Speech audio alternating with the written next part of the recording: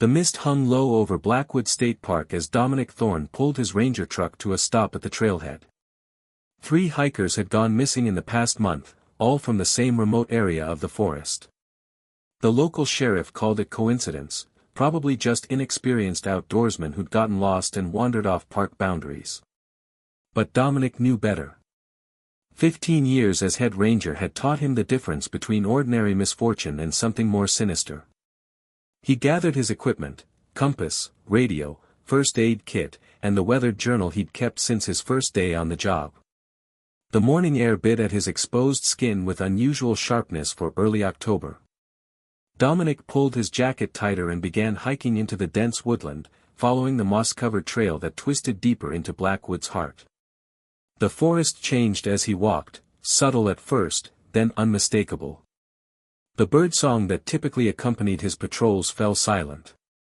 The air grew still, almost pressurized against his eardrums. Even the rustling of leaves beneath his boots seemed muffled, as though sound itself was being consumed by the surrounding woods. After 2 hours of hiking, Dominic reached Widow's Creek, the last known location of the most recent disappearance. A college student named Jacob Palmer had been camping alone, against park regulations. His tent remained, along with his camping gear, but no sign of Palmer himself. The strange part wasn't just his absence but the condition of his campsite, everything methodically arranged, not a sign of struggle or hasty departure. Dominic knelt beside the creek, studying the muddy bank. His trained eye caught something out of place, a series of markings pressed into the soft earth. Not footprints, but symbols, arranged in a perfect circle approximately 3 feet in diameter. They resembled ancient runes, their lines precise despite being carved into mud. Strange place for art projects, he muttered, photographing the symbols with his phone. When he stood and looked across the creek, his heart nearly stopped. A woman stood on the opposite bank, perfectly still. Her pale dress billowed slightly despite the lack of wind, her dark hair cascading over shoulders that seemed too delicate to bear their weight. Her skin held an alabaster quality that made her appear almost luminous against the forest backdrop. "Ma'am," Dominic called, instinctively reaching for his radio. "This area is restricted due to ongoing investigation." "How did you get past the barriers?" The woman tilted her head, studying him with eyes that seemed to reflect no light.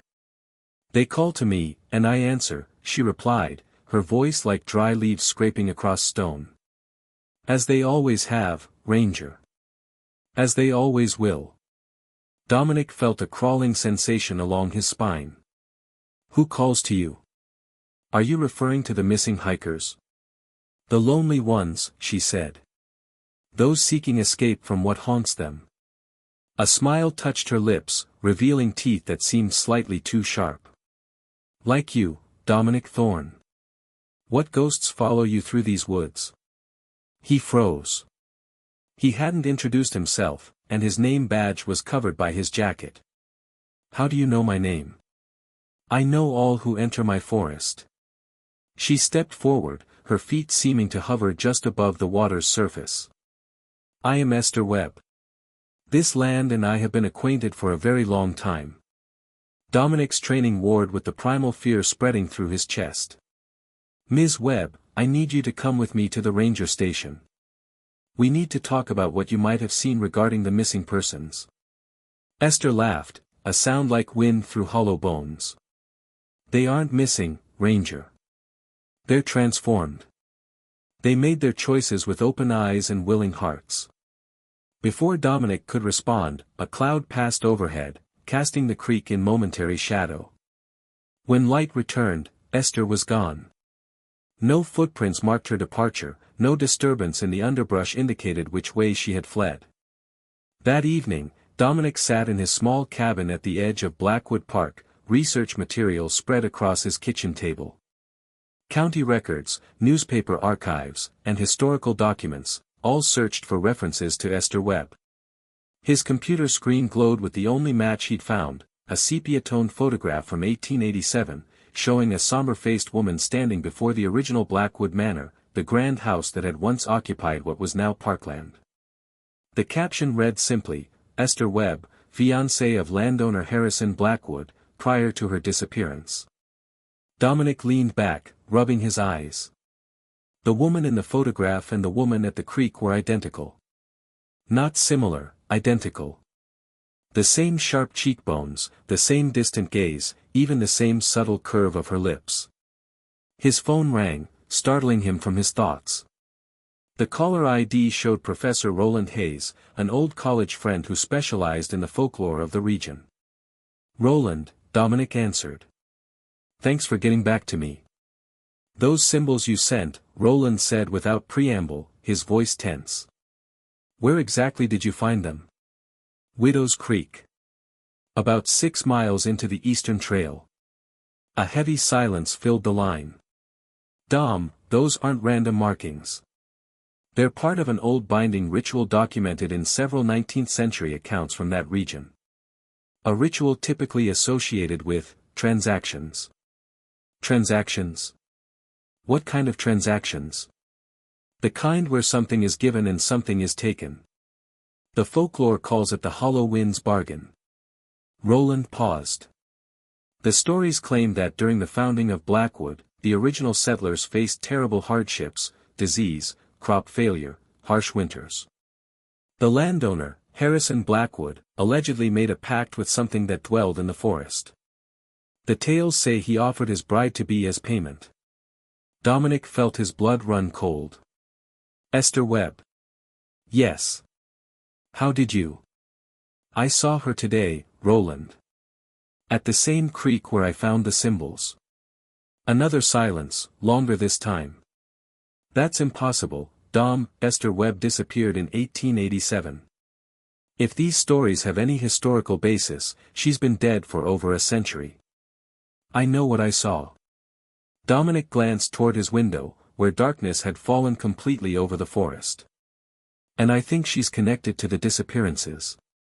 "Listen to me very carefully," Roland said, his voice dropping to a near whisper. "The legends say the bargain wasn't just a one-time deal. They say Esther became a collector of souls, bound to the forest, taking those who wanted escape badly enough to pay her price." "What price?" "Their mortal form. Their connection to humanity. The stories aren't clear, but they suggest some kind of transformation." Roland cleared his throat. "Dom, tomorrow's Halloween.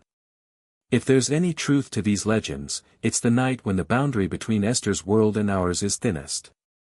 Dominic looked again at the photograph on his screen, at Esther's eyes, filled with a sorrow that transcended time. "I need to know more.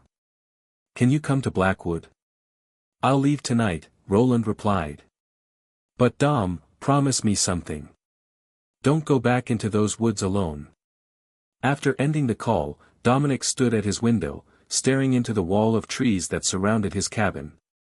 For a moment, he could have sworn he saw a pale figure standing at the forest's edge, watching his home with patient, eternal eyes.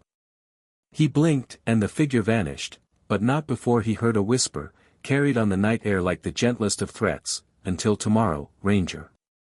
Professor Roland Hayes arrived shortly before dawn, his vintage station wagon loaded with research materials and antiquated equipment. A short man with wire-rimmed glasses and a perpetually disheveled appearance, Roland emanated the particular brand of intensity common to academics who've touched the edges of truths others dismiss. "You look terrible," he said by way of greeting, studying Dominic's face. "Did you sleep at all?" Dominic shook his head, leading his friend inside. "She was outside my cabin all night. Just standing at the tree line.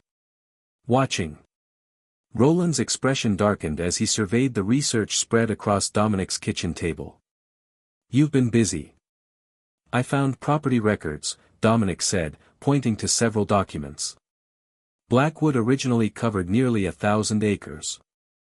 Harrison Blackwood built his fortune on timber and mining, but the historical accounts suggest a pattern of unusual events. Workers who vanished. Livestock found drained of blood. And Harrison himself reported hearing voices from the forest. Roland nodded, unpacking several ancient books from his bag. "The pattern matches accounts I've studied in other locations." A desperate individual seeking power or prosperity makes contact with an entity beyond human understanding. A bargain is struck. But such arrangements rarely unfold as mortals expect. What exactly happened to Esther? Dominic asked. Roland opened a leather-bound journal, its pages yellow with age. According to personal accounts from Harrison's cousin, Esther began experiencing dreams about the forest 3 months before her disappearance. She would sleepwalk to the edge of the property, drawn to Widow's Creek, which, interestingly, wasn't called that until after she vanished. The night she disappeared. October 31st, 1887. Halloween. Roland removed a faded newspaper clipping. The search party found only her shawl by the creek. Harrison claimed she had run away, but rumors persisted. Some said they heard her screams echoing through the valley. Others claimed to glimpse her at the forest's edge during full moons. Dominic pointed to the photograph of Esther. She told me the missing hikers weren't missing but transformed. What does that mean? Roland hesitated. The folklore surrounding entities like what Esther appears to have become suggests a cycle of collection. The entity gathers souls to strengthen itself, typically by exploiting desires or vulnerabilities. The individuals aren't exactly killed, they're converted into something between life and death, bound to the entity and the location. And the symbols I found? The markings indicate a transaction was being prepared. Jacob Palmer, your missing hiker, likely made contact with Esther. Whether he understood what he was doing is another question. As Roland spoke, the cabin's lights flickered briefly. Both men glanced toward the windows, where morning mist pressed against the glass like searching fingers. We need to go to the original Blackwood Manor site, Roland said.